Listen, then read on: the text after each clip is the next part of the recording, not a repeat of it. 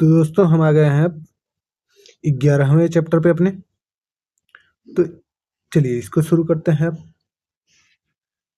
तो सबसे पहले पहला question, 3 identical vessels A B and C contain same quantity of liquid. तीनों में सेम क्वांटिटी ऑफ लिक्विड है, ठीक है। इन ईच वेसल, सभी वेसल में balls of different densities but same masses are placed। But क्या होएगा, same masses are placed in a vessel।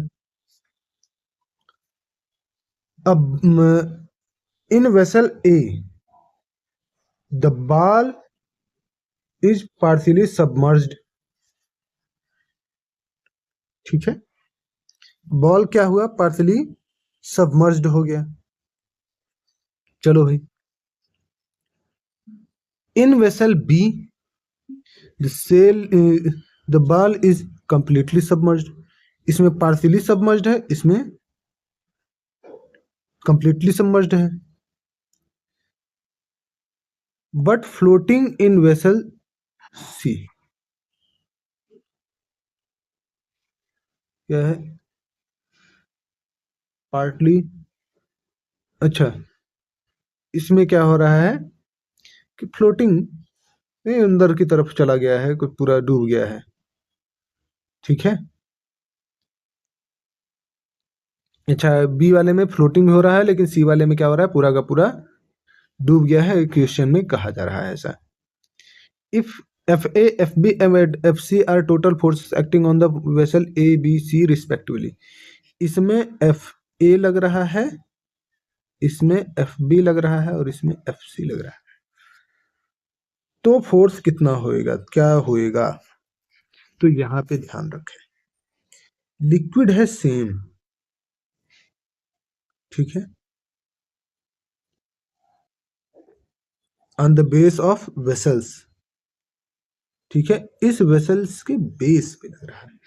Liquid है सेम, ठीक है, आइडेंटिकल वेसल्स है, contain same quantity of liquid, same quantity और same liquid ही है, यानी इनकी डेंसिटीज भी होगी सेम, ठीक है, इनकी डेंसिटीज भी है क्या, सेम। तो जो बायोंट फोर्स होगा वो भी तो सेम ही है, और जो एफ ए एफ बी है ये बायोंट फोर्स ही तो है, ठीक है, बायोंट फोर्स ही तो है, यानी ये तीनों फोर्स होंगे बराबर। क्यों बराबर होंगे, क्योंकि ये तीनों फोर्स इस पे लग रहे हैं, इस बॉल पे, ठीक है, इस बॉल पे लगाया जा रहा है ये फोर्स। और आपको ध्यान रहे, बॉल पे जो फोर्स लगा रहा है वो लिक्विड लगा रहा है, ठीक है, कहीं से बाहर से फोर्स नहीं लग रहा है। तो लिक्विड जब सेम है तो सेम ही बायोंट फोर्स लगेगा ना। अगर अलग अलग बायोंट फोर्स लगता तो क्या होना चाहिए भाई, अलग अलग बायोंट फोर्स अगर लगेगा, ठीक है, क्योंकि इस इनकी डेंसिटी अलग अलग है। इसकी अगर सिग्मा है, सिग्मा 1 है, इसकी सिग्मा 2 है और इसकी सिग्मा 3 है। लिक्विड सेम है, सेम डेंसिटी की नहीं, इस लिक्विड सेम डेंसिटी की है, लेकिन बॉल सेम डेंसिटी का नहीं है। तो अगर अलग अलग फोर्स लगता बायोंट तो भैया सबके सब यहीं पे ही तैरते हुए मिलते। अगर सेम पे तैरते हुए मिलते तो यहाँ पे फोर्स अलग अलग हो जाता है, जिसकी जितनी ज्यादा डेंसिटी उसका उतना फोर्स, ठीक है। इस वजह से बायोंट फोर्स होगा तीनों में सेम, ठीक है। उम्मीद करता हूँ ये क्वेश्चन आपको कॉन्सेप्ट इसका समझ में आया होगा। चलो भाई आगे चलते हैं। Figure shows a capillary tube C dipped in a liquid that wets it, जो कि इसको भिगा रहा है, ठीक है। The liquid rises to a point A, point A तक ये राइज हो रहा है। If we blow a air through horizontal tube H, इस हॉरिजॉन्टल ट्यूब में, क्योंकि ये वर्टिकल, ये हॉरिजॉन्टल है, अगर हम एयर फ्लो कराएं, what will happen to the liquid column in the capillary tube, तो इस लिक्विड कॉलम में कैपिलरी ट्यूब का क्या होएगा, ये वाला ए में, तो जाहिर सी बात है भैया वेलोसिटी बढ़ेगी, ठीक है, तो क्या होएगा, प्रेशर घटेगा, वेलोसिटी बढ़ेगी क्योंकि ये हाइट सेम है ना, यहाँ पे हाइट है सेम, तो इसको बैलेंस करने के लिए यहाँ पे भी हाइट सेम है, यहाँ पे भी हाइट सेम है, ठीक है, इस यहाँ पे लिक्विड की वेलोसिटी क्या कर रही है, एयर की बढ़ा दी जा रही है, तो प्रेशर यहाँ पे हो जाएगा कम। जब यहाँ पे प्रेशर कम हो जाएगा तो उस प्रेशर को बैलेंस करने के लिए, उस प्रेशर को बैलेंस करने के लिए ये क्या होएगा, ऊपर की तरफ उठेगा। यानी ये जो हाइट है, हमारा प्रेशर मेंटेन रहे, ठीक है, प्रेशर कम ना होने पाए, इसकी वजह से क्या करेगा, उठेगा ऊपर, ठीक है, क्योंकि उसको बैलेंस करना होगा। प्रेशर को बैलेंस करने के लिए हाइट ऊपर होनी चाहिए, ठीक है, क्योंकि रो जी एच भी तो आएगा, ठीक है, तो हाइट को बैलेंस करने के लिए, प्रेशर को बैलेंस करने के लिए हाइट को ऊपर आना पड़ेगा, तो हमारा पूरा टोटल तब फिर तभी कांस्टेंट रहेगा ना, क्योंकि आप ध्यान ध्यान रखिए, होता है क्या, P प्लस, कुछ लोग कंफ्यूज भी थोड़ा हो सकते हैं, P+1/2 rho V square plus rho G H. अगर प्रेशर कम हो रहा है, वेलोसिटी बढ़ रही है, तो इसको बैलेंस करने के लिए हाइट को बढ़ना पड़ेगा, तभी ये कांस्टेंट होएगा,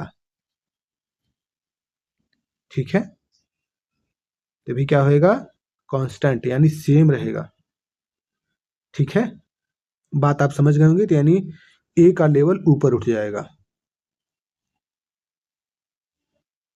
ए, ए इस तरह से नीचे उठ जाएगा, इस तरह से ऊपर उठ जाएगा, ठीक है, यानी इसका लिक्विड का हाइट क्या होएगा, ऊपर बढ़ेगा, समझ गया, क्योंकि उसको बैलेंस करना है। उम्मीद करता हूं बात समझ गए होंगे आप। चलिए आगे चलते हैं।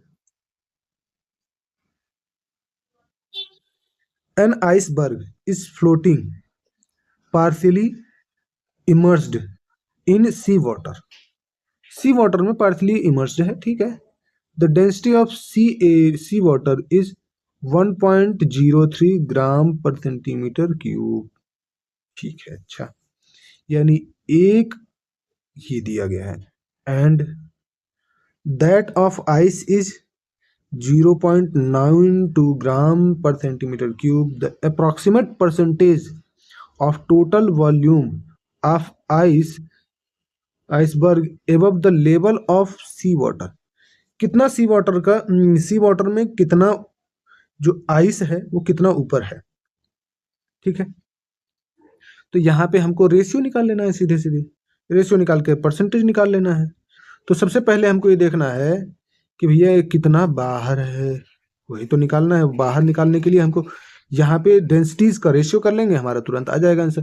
यानी सबसे पहले इसको हम माइनस कर लें, 1.03 माइनस 0.92, ये कितना आएगा भाई 1, और ये आ जाएगा 1, क्योंकि ये तो हो गया इतना, ठीक है। अब इसका हम रेशियो निकाल लेते हैं, 11 यानी 0.11 अपॉन 1.03 इंटू 100%। तो इसको अगर हम सॉल्व करें तो ये आ जाएगा 1/103 इंटू 100%।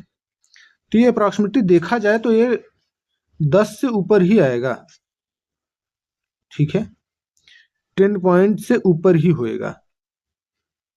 अगर इसको काटा जाए तो 11,999 ऐसे अगर हम देखें, क्योंकि उसके बाद तो ये थोड़ा सा कम हो जाएगा। और ये क्या हो रहा है भाई, 990, ये लगभग 11% के आसपास, 34% तो होएगा नहीं, 89% भी नहीं हो रहा है, 8% भी नहीं, क्योंकि 10 से कम होता तो फिर 8%, एक बार हम सोच सकते थे 10 से ऊपर जा रहा है, यानी 11, आंसर नंबर 2 होगा। ये थोड़ा सा अप्रॉक्सीमेट क्वेश्चन में इस तरीके से आपको कैसे सॉल्व करना है उसको भी बताया हमने यहाँ पे थोड़ा सा। ठीक है, चलो आगे चलते हैं। ये थोड़ा सा इसको हटा देता हूं,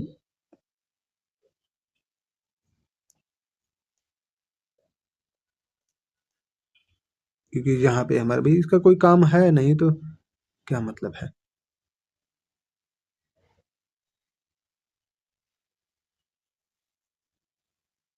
चलो,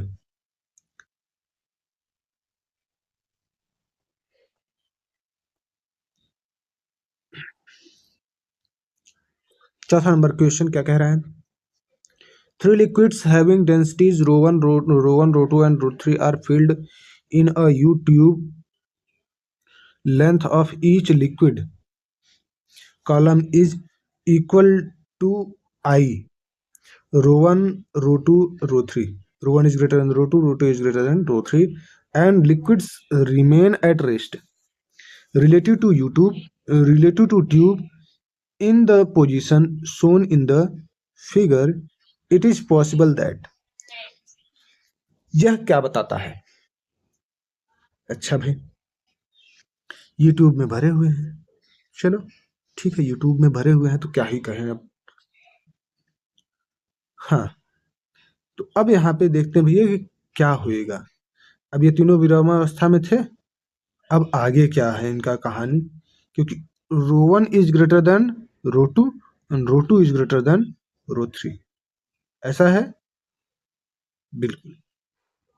रो 1 सबसे बड़ा है, रो 2 सबसे रो 2 उससे छोटा, और रो 3 उससे छोटा। तो भैया यूट्यूब की गति किस तरफ होगी, यही लगभग हमारा क्वेश्चन में पूछा जा रहा है। तो भैया अगर आपको ध्यान हो तो क्या होता है, pressure equals to rho G H. Height ये भी सेम है, हाइट ये भी सेम है, तो भाई यहां से जिसका डेंसिटी सबसे ज्यादा होगा वो हो गया भारी, वो हो गया भारी। तो भारी हो गया यानी दूसरे वेल को दबाएगा। ये वाला तो भैया भारी है, लेकिन उतना प्रेशर तो नहीं बना पाएगा, ठीक है, यानी ये इसको दबाएगा, और ये जब इधर दबेगा, प्रेशर पड़ेगा इसके ऊपर, तो ये कहाँ पे जाएगा, इसको इस तरफ कर देगा।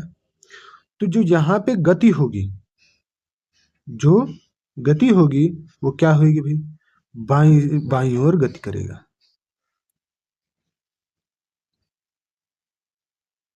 ठीक है।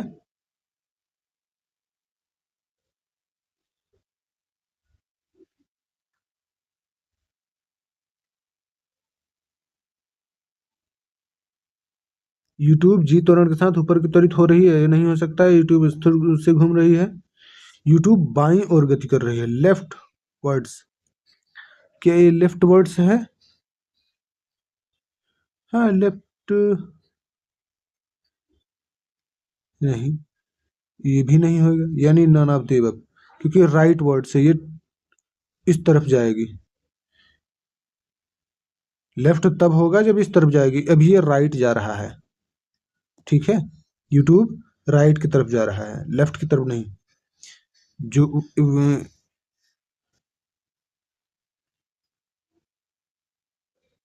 अच्छा, एक मिनट की थोड़ा सा गड़बड़ हुआ है समझने में। हाँ, यहाँ पे क्या हो रहा है कि लिक्विड इस तरीके से राइट राइट की तरफ मूव करेगा, लिक्विड मूव करेगा, तो हमको यूट्यूब को एक्सेलरेट कराना है, तो हमको अगर जब ये लिक्विड इस तरफ जा रहा है तो हमको यूट्यूब को इस तरफ ले जाना पड़ेगा, यानी बाईं ओर हमको लेफ्ट वर्ड्स एक्सेलरेट कराना होगा, यानी हमारा यह ऑप्शन नंबर 1 सही होगा। उपरोक्त में से कहीं नहीं, क्योंकि ये स्थिर वेग से घूम नहीं रही है, एक्सेलरेट कराना पड़ेगा हमको, जी त्वरण से ऊपर तो होएगा नहीं, क्योंकि ऊपर कहाँ से जाए, क्या हो, इसका कोई कॉन्सेप्ट ही नहीं। यही हमारा सही आंसर होएगा। चलो भाई आगे चलते हैं।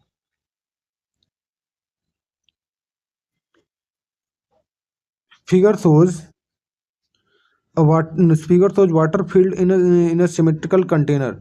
Four pistons of equal area A are used at the four openings to keep the water in equilibrium. Now an additional force F is applied at each piston. Additional force F is applied at each piston. सभी piston पे जो F1, F2, F3 हैं ये force F apply हो रहा है. The increase in pressure at the center of the container due to this addition is due to Pascal law. From Pascal law क्या कहता है भैया, चारों तरफ फोर्स लगाया जाए सेम अगर फोर्स है तो यहाँ पे F बाई ए हो जाएगा.